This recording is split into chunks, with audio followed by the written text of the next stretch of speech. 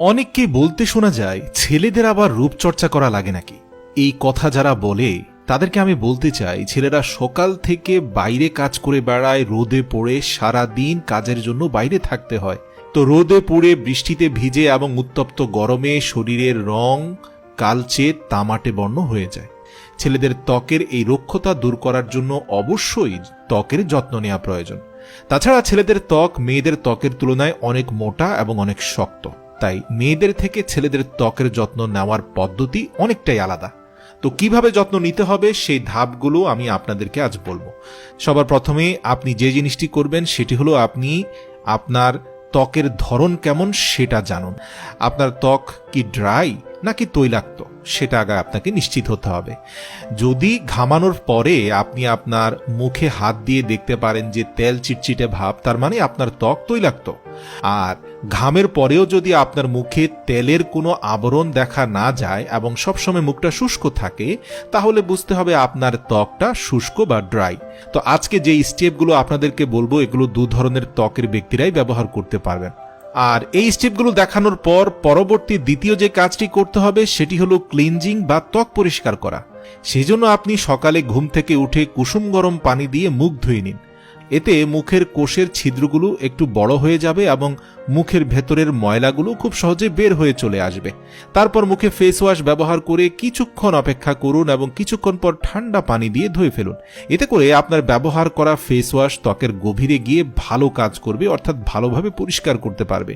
তাই অবশ্যই এমন ফেস ওয়াশ ব্যবহার করতে হবে যে ফেস ওয়াশগুলো SLS অ্যান্ড প্যারাবিন ফ্রি, মানে ক্ষতিকারক কেমিক্যাল যেন না থাকে এমন একটা ন্যাচারাল ফেস ওয়াশ আপনাকে ব্যবহার করতে হবে। মনে রাখবেন, ফেস ওয়াশকে খুব ভালোভাবে মুখে নিয়ে দীর্ঘ সময় ঘষতে হবে। এতে মুখের উজ্জ্বলতা বাড়বে এবং মুখের মধ্যে যদি ব্রণ থাকে তাহলে সেটিও ধীরে ধীরে সারিয়ে তুলবে। তাই পরবর্তী ধাপে যাওয়ার পূর্বে অবশ্যই মুখ ভালোভাবে পরিষ্কার করে নিতে হবে। পরবর্তী তৃতীয় যে ধাপটি রয়েছে সেটি হলো স্ক্রাবিং। বেসিক স্কিন কেয়ারের সাথে স্ক্রাবিং অনেক জরুরি, তাই সারাদিনে কাজের মাঝে একটু সময় বের করে মুখে, গলায়, ঘাড়ে কোনো ভালো কোম্পানির মাইলস কভার লাগিয়ে ভেজা হাতে কিছুক্ষণ ম্যাসেজ করুন। তাহলে আপনার ত্বকের মরা কোষগুলো চলে যাবে, ফলে আপনার ত্বক সতেজ ও উজ্জ্বল দেখাবে।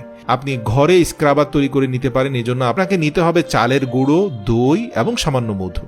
এই তিনটি জিনিস একসাথে মিশ্রণের ফলে যেই স্ক্রাবটি তৈরি হবে সেটি ঘাড়ে লাগিয়ে হালকাভাবে ম্যাসেজ করুন এবং কিছুক্ষণ পর ঠান্ডা পানি দিয়ে ধুয়ে ফেলুন। পরবর্তী চতুর্থ যে কাজটি করতে হবে সেটি হচ্ছে ফেস ময়শ্চারাইজার ব্যবহার করতে হবে। প্রতিদিন অবশ্যই ফেস ওয়াশ দিয়ে মুখ ধোয়ার পর কমপক্ষে একবার হলেও ফেস ময়শ্চারাইজার ব্যবহার করতে হবে। আপনি ময়শ্চারাইজার করার জন্য মার্কেটে অনেক অ্যালোভেরা জেল পাবেন বা মার্কেটে অনেক ক্রিম পাওয়া যায়, এগুলো আপনারা ব্যবহার করতে পারেন। আপনাকে যা করতে হবে সেটি হলো আঙ্গুলে ময়শ্চারাইজার নিয়ে আলতোভাবে ম্যাসেজ করবেন। এর ফলে স্কিন সতেজ থাকবে, স্কিনের উজ্জ্বলতা ফিরে আসবে, নতুন এক প্রাণ ফিরে পাবেন। তারপর চলে যাব পরবর্তী পঞ্চম ধাপে। এই স্টেপটি তাদের জন্য যারা স্ক্রাবিং করতে পারে না বা যারা একটু অলস প্রকৃতির তাদের জন্য আমি বলবো যে ঘরে আপনারা অ্যালোভেরা কিনে রেখে দিবেন এবং সেই জেলটা দিয়ে আপনারা মুখে ভালোভাবে ঘষে ঘষে স্ক্রাব করে নেবেন। আর অবশ্যই এটি রাতে ব্যবহার করার চেষ্টা করবেন। আর অবশ্যই রোদে বের হলে ভালো SPF মাত্রার সানস্ক্রিন ব্যবহার করবেন। মিনিমাম 30-এর উপরে যেন SPF থাকে সেটা আগে পড়ে দেখে নেবেন।